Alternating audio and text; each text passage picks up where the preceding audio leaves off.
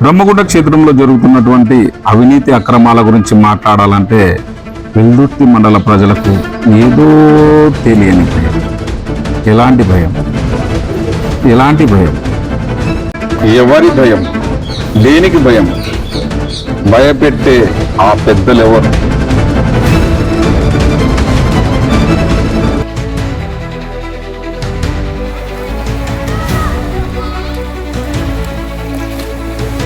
ఎవరో ఆ పెద్దలు తెలుసుకుందామని చెప్పి మేము లోతుగా పరిశీలించాం. ఆ పెద్దలు దగ్గరికి వెళ్ళి మేము మాట్లాడితే వాళ్ళు మాకేం చెప్తున్నారు, మేము గ్రామ అభివృద్ధి చేస్తున్నాము, గ్రామం కోసమే పనిచేస్తున్నామని చెప్పి క్లారిటీగా చెప్తున్నారు. కొన్ని సంవత్సరాలుగా మేము గ్రామ అభివృద్ధి కోసం, క్షేత్ర అభివృద్ధి కోసం పాటుపడుతున్నాము. ఇప్పుడున్నటువంటి ఎవరైతే కమిటీ చైర్మన్లు ఉన్నారో వాళ్ళకు అప్పచెప్పాము. ఏ సమస్య వచ్చినా మేము పిలిస్తే ముందు ఉండే వాళ్ళమే, కానీ అక్కడ అభివృద్ధి చేయాల్సిన బాధ్యత చైర్మన్లకు ఉంది అని చెప్పి వాళ్ళు చెప్తున్నారు. చెప్పాలంటే భయం, చెప్పాలంటే భయం. మరి మీడియా పరంగా మేము అడిగితే, అమ్మో మేము అడిగితే మమ్మల్ని కొడతారు, మమ్మల్ని ముందుకు రానియరు, మమ్మల్ని ప్రతి విషయంలో అడుగు అడుగున మమ్మల్ని ఇబ్బందులకు గురి చేస్తారు అని ప్రజలు అంటున్నారు. మరి ఇది నిజమేనా? ఎంతవరకు వాస్తవం? క్షేత్ర అభివృద్ధిలో రాజకీయ పాత్ర నిజంగా ఉందా? మరి ఇంత అన్యాయం జరుగుతుంటే, స్వామి డబ్బులు ఇంత దుర్మార్గంగా వీళ్ళు తీసుకుంటుంటే మరి ప్రశ్నించే వాళ్ళు లేకపోతే ఎలా? చుట్టూ కెమెరాలున్న పరాకమణిలోనే డాలర్లు దొంగతనం చేసే స్థాయికి ఉన్నారంటే మరి ఎటువంటి రక్షణ లేని, ఎటువంటి కెమెరాలు లేని బ్రహ్మగుండ క్షేత్రంలో డబ్బులు తీసుకున్నారని వాస్తవం కాదా? మరి ఈ చిన్న లాజిక్ని ఎందుకు వెల్దుర్తి ప్రజలు మిస్ అవుతున్నారు? క్షేత్ర అభివృద్ధి కోసము మేము అందరం కూడా వెల్దుర్తి ప్రజల తరపున అడుగుతున్నాము. అడిగితే కొడతారు, చంపుతారు. మరి ఈ రకమైనటువంటి భయంలో ఉంటే ఈ భయం ఇంకా ఎంతకాలం? 2025లో మనము ఆలయానికి సంబంధించినటువంటి భూముల విషయాలు అడుగుతున్నాము. ఆలయం అభివృద్ధి కావాలని చెప్పే కదా అడుగుతున్నాం. ఎవరిదన్నా సొంత నిధులు అడుగుతున్నారా? మరి దేనికి భయం? ఎందుకు కొడతారు? దేనికోసం కొడతారు? పెద్దలు ఆలయ క్షేత్రాలకు పాటుపడే వాళ్ళే కానీ ఆలయ క్షేత్రాలను నష్టం చేసే వాళ్ళైతే కాదు.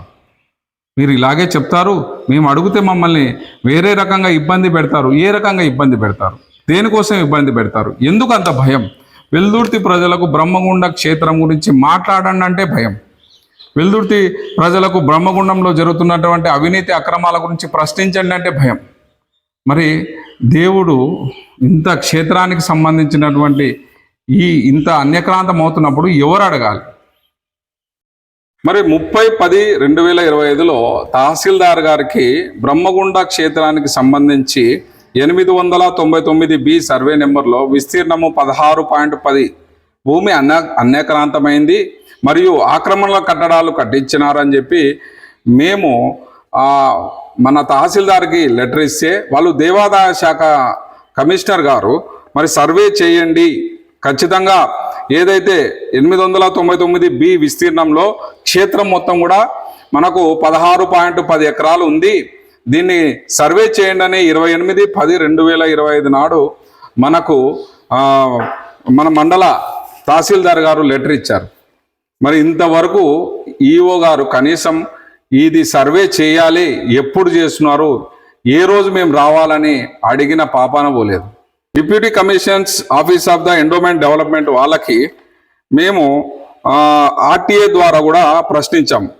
వీళ్ళకు సంబంధించి 27/11/2025లో మనం ఎండోమెంట్ డెవలప్మెంట్ కమిషనర్ గారికి ఆర్టీఏ ద్వారా ఇక్కడ వచ్చినటువంటి భూములెన్ని, దీనికి వస్తున్నటువంటి ఆదాయం ఎంత, మరి ఎండోమెంట్ డిపార్ట్మెంట్ నుంచి ఎటువంటి సహాయ సహకారాలు అందిస్తున్నారు, మరి ఎండోమెంట్ నుంచి క్షేత్రానికి వచ్చినటువంటి నిధులు ఏవి అని మేము అడిగితే వాళ్ళు మాకు క్లియర్గా ఏం చేస్తున్నారు, ఇది మరి ఆర్టీఏ కింద మేము అడిగితే వీళ్ళు ఏమంటున్నారంటే, Veldurthi applicant is informed that the information sought out by him is not available in this office, hence he is requested to approach PIO district endowment officer Kurnool from information అన్నారు. అంటే ఈ ఇన్ఫర్మేషన్ దేవాదాయ ఎండోమెంట్లో లేదు, వీళ్ళు పిఐఓ ఏదైతే ఉందో వాళ్ళని అడగండి అని చెప్పి వీళ్ళు లెటర్ ఇవ్వడం అనేది జరుగుతుంది. అంటే వీళ్ళు ఏ విధమైన ఇన్ఫర్మేషన్ మా దగ్గర లేదు అంటే మరి ఇన్ఫర్మేషన్ ఎవరి దగ్గర ఉంది, ఎంత ఆదాయం వస్తుంది, ఎంత ఖర్చులు ఉన్నాయి, ఎంత మిగిలిందని మనం అడిగితే వాళ్ళు మా దగ్గర ఈ ఇన్ఫర్మేషన్ లేదు, పిఐఓ డిస్ట్రిక్ట్ ఎండోమెంట్ ఆఫీసర్ దగ్గర అని అంటున్నారు. మరి ఎవరిని కలవాలి? ఇది బ్రహ్మగుండ క్షేత్రంలో ఒకే వ్యక్తి 20 సంవత్సరాల నుంచి మరి ఇన్ఛార్జిగా వ్యవహరిస్తున్నారంటే మరి క్షేత్రం అభివృద్ధి ఎట్లా జరుగుతుంది? మరి ఈ వ్యక్తులు అభివృద్ధి అనే మాటనే ఎత్తడం లేదు. ఇక నేనే ఉన్నాను, నన్ను ఎవరు ఇక్కడ తీసేసే వాళ్ళు లేరన్న ఉద్దేశంతో వాళ్ళు క్షేత్ర అభివృద్ధి అనేది పూర్తిగా విస్మరించారు. మనం చూస్తున్నాము, ప్రస్తుతం ఆంజనేయులు గారు ఈవోగా ఉన్నారు. ఆయన ఏ రోజు ఆలయానికి రాడు, ఇక్కడ ఏం అభివృద్ధి కార్యక్రమాలు చేయాలనేది ఏ రోజు ఆలోచించరు. ఇక్కడ క్షేత్రానికి సంబంధించినటువంటి ఎంతో మంది పెద్దలు ఉన్నారు. మరి ఆ పెద్దల్ని ఒక్కసారి కూడా కలిసి క్షేత్ర అభివృద్ధి కోసము ఎటువంటి కార్యక్రమాలు చేయడు. ఈ సమస్య ఉంది నాకు అని అడగడు.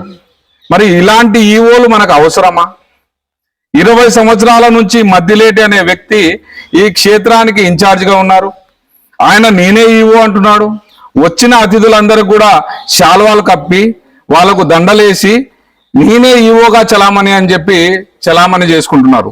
మరి ఇలాంటి ఈవోలు క్షేత్ర అభివృద్ధిలో కనీసము 10 పైసల వంతు కూడా చేయడం లేదు. మనం ఈ రోజు వెళ్ళి కొత్త కోనేరులో చూస్తే మొత్తం కూడా డస్ట్ వచ్చి నీళ్లు మొత్తం అపరిశుభ్రమైనాయి. మరి దాన్ని శుభ్రం చేసేది ఎవరు?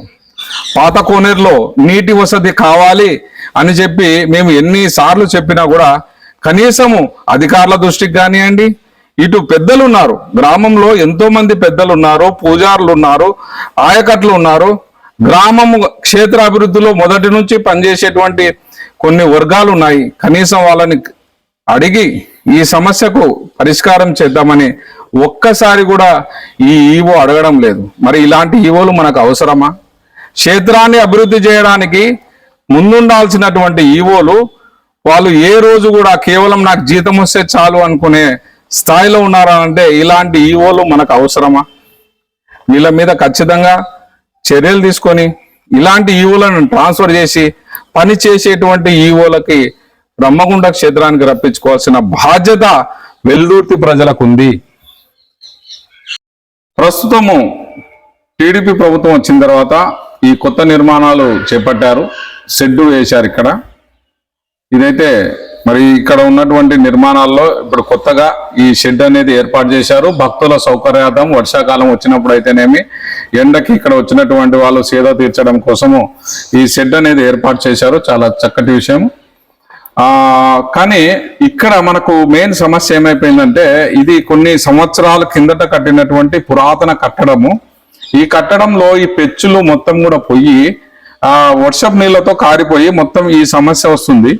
దీన్ని ఖచ్చితంగా సిమెంట్ పూర్తిగా చేపించి వచ్చినటువంటి భక్తులు ఉండే విధంగా ఒక 2 రోజుల పాటు ఉండే విధంగా సౌకర్యాలు కల్పిస్తే బాగుంటుందని చెప్పి ప్రజలు అడుగుతున్నారు. మరి కొన్ని వేల మంది భక్తులు వచ్చి స్వామివారిని దర్శించుకుంటారు కాబట్టి వారికి ఖచ్చితంగా మంచినీటి సదుపాయం కల్పించాలని చెప్పి ప్రజలు అడుగుతున్నారు. అట్లాగే ఇక్కడ శుభ్రంగా ఉండడం కోసం డస్ట్బిన్ సౌకర్యం కూడా కల్పిస్తే బాగుంటుంది.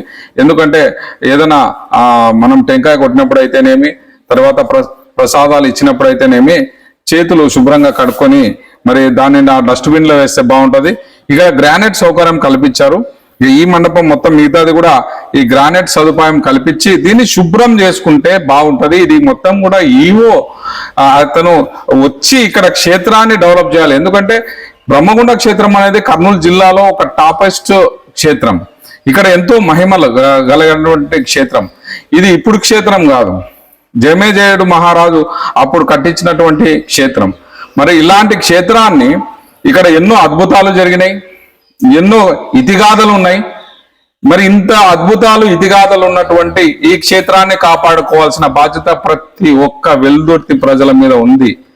మరి దేవుడు మనల్ని ఇన్ని రకాలుగా ఆశీర్వదించినప్పుడు, దేవుడు మనల్ని ఇన్ని రకాలుగా మనల్ని కాపాడుతున్నప్పుడు ఆయన క్షేత్రాన్ని కాపాడుకోలేకపోవడం ఒక భక్తులుగా మనం చాలా బాధపడాల్సినటువంటి విషయం.